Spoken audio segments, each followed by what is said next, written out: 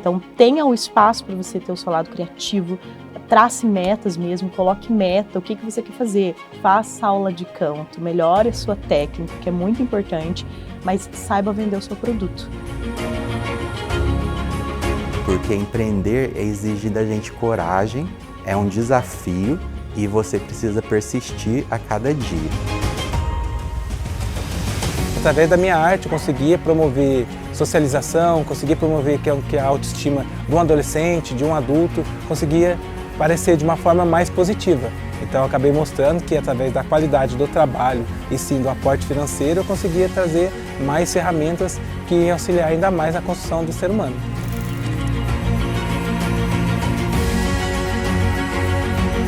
Ao som do empreendedorismo.